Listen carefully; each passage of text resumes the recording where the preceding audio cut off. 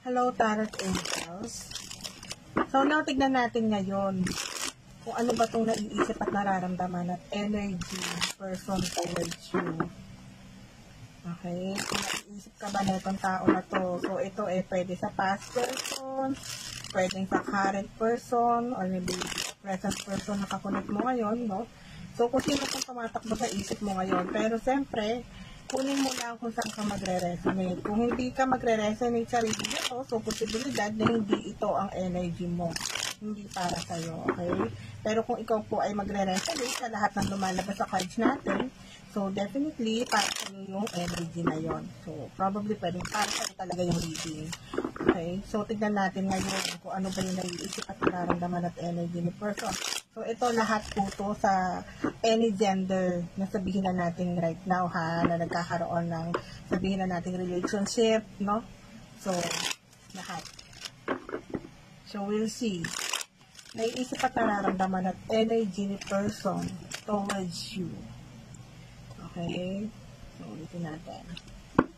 Naiisip at nararamdaman niya ngayon towards you. Kung ano man tumatakbo sa isip na itong tao na to right now patungong sa'yo.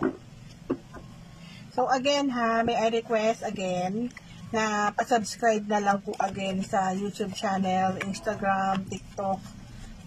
Ilalagay ko na lang po sa baba yung sabihin na natin link.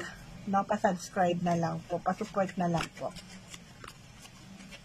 So sa lahat po ng client, maybe repeat client po, no? So, kasi umihingi rin ako ng feedback sa ibang client about dun sa mga readings. So, kung legit or something. Kasi yung iba po kasi ginagaya yung aking profile. So, ito lang po ang legit account ng Tarot Angels po, yung with blue badge. So, ito po definitely po talagang legit, no? So, wag na kayong mag-attend sa iba kasi yung iba sinasabi, akin daw ba yun, ganyan-ganyan. So, wala po akong, hindi po ako ang unang nag-message sa client, no, to offer anything. So, yan. So, proceed. So, naiisip at nararamdaman ni person towards you. Okay. So, naiisip at nararamdaman at energy ni person towards you. So, naiisip at nararamdaman at energy ni person towards you.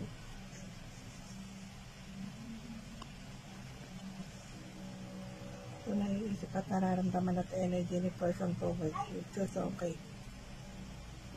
So, naiisip at nararamdaman at energy ni person towards you. So, tingnan natin ngayon. So, with the High Priestess and the Knight of Wands, okay? So, I think kando sa point na hanggang ngayon, sabihin na natin ikaw pa rin to na naiisip pa rin ni person mo right now. So, nandoon pa rin sa punto na sabihin na natin ikaw pa rin to. So, possible na may mga oras na nag-i-stock pa rin sa'yo tong person mo na to.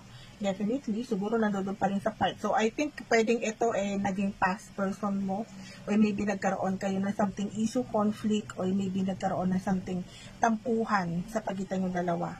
So, with the Eight of Pentacles, nandun yung kagustuhan niya na magkaroon ng pag-aayos sa pagitan niyo na person mo. Kahit nasabihin na natin, with the Moon card, nagkaroon ng something situation na, yun nga, nagkaroon ng something issue, problema, so possible, tampuhan sa pagitan niyo na person mo. Pero I think with the Page of Wands and the Star, andun pa rin yung hangad pa rin niya Or maybe andun pa rin yung pagmamanifest ni person mo na magkaroon pa rin ng something pagbabago pa din pagdating sa connection, no? So, definitely, so with the Page of Swords and the Four of Wands, so I think ando doon sa part na hangad pa rin naman din niya ipaglaban or ilaban kung ano man tong nararamdaman niya towards you. Okay? So, ito yung gusto niya mangyari, no? Na gusto niya pa rin ipagpatuloy pa din kung ano man yung connection, relasyon mula sa'yo. Kahit ba sabihin na natin may na-involve, so probably pwedeng may na-involve na other person dito sa relationship connection yung dalawa. Siguro mas naiparamdam niya mula dun sa other person, yung connection yung dalawa together, no? So, kaya ikaw parang naisip pwera yung sitwasyon mo. Pero ganun pa, ma'am, I think nagkaroon ng realization or maybe pagsisisi itong person mo na to sa nangyari. Siguro, baka hindi naman din niya totally sinasadya yung ganung bagay. Pero ganun pa man, naiisip pa naman din niya yung situation na pinagsamahan na meron kayo. So, I think, andun pa rin sa point, I don't know ha, kung with the justice card kasi, possible. So, pwedeng ito, so maybe 2 scenarios na nakikita natin. So, pwedeng ito ay patungkol sa mag-asawa, or probably, pwedeng, I don't know kung ikaw yung ipinasok as third party, or maybe your person having an affair sa iba kung ikaw yung asawa. No? Pero ganun pa man, with the Page of Pentacles, or maybe with the Ace of Pentacles, nakikita ko dito na ikaw pa rin ang mahalagang importante sa person mo. Kahit na sabihin na natin naramdaman niya mula sa iyo yung parang kang nag-ignore, nagtampo ka, nagalit ka, so parang hindi mo na sa pinansin, ano? So, I think doon pa rin sa part na pinipilit pa rin naman din nga maging maayos or maging okay kayo. So, with the Ace of Cups, although nakikita natin dito na mahal ka pa rin netong person mo na to. So, with the Queen of Wands, although nakikita natin dito, nandun pa rin yung kagustuhan pa rin ng ilaban, yung relasyon connection na meron kayo. So, with the World, kumbaga kahit sabihin na natin naramdaman niya, na parang isinaran niya yung sarili niya for you, or maybe na isaran niya yung sarili niya pagdating sa connection niyo, ramdam naman niya yon na nasaktan ka niya ng lubos doon. Pero, ganun pa man, kahit ba sabihin na natin nagpairal ng pride at ego itong person mo na to, nakikita ko naman dito, kung family involved nga ito, no, or marriage involved kayong dalawa together or something, pero nakikita ko kasi dito, andun pa rin yung hangad Kung pamilya ito, andun pa rin yung hangad niya maging buo pa rin yung family. O kung hindi man family ito, so, probably, pwedeng patungkol ito sa mga plano niya gustong mangyayari pa rin pagdating sa connection niyo. Kahit na sabihin na natin may nangyari na pagtalikod sa relationship connection o pagputol ng relationship o maybe communication sa pagitan niyo ng person mo. Although sabihin na natin siguro, nandun sa point na nagdalawang isip din siya, no? Kung magre-reach out ba sa sayo or something, kasi siguro nahiya din o maybe natakot din sa nangyari. Kasi nga, siyempre, nandun sa punto na alam naman niya yung sama ng loob na dinanas mo, no? So, kaya siguro para sa nagdalawang isip na kung magpo-proceed ba sa dun sa nararamdaman niya or maybe like, i-continuous pa ba niya mag-reach out sa iyo, no? Or maybe magparamdam or para to explain everything kung bakit nangyari ang lahat ng yun.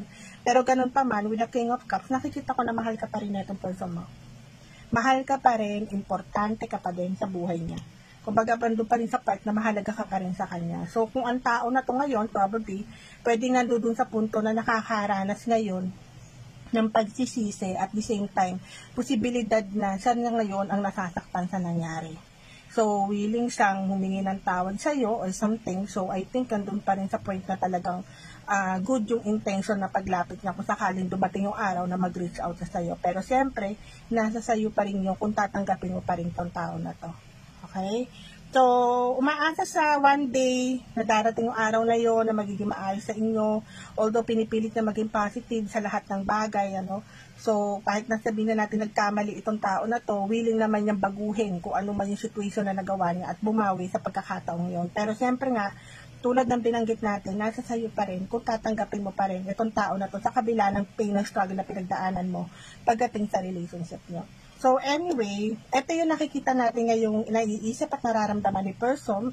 So, sabi ko nga, pwedeng kay past ito, pwedeng kay present. So, ikaw na bahala lumagay sa situation ng cards. So, for now, this is the message for your person in your mind. Thank you and God bless.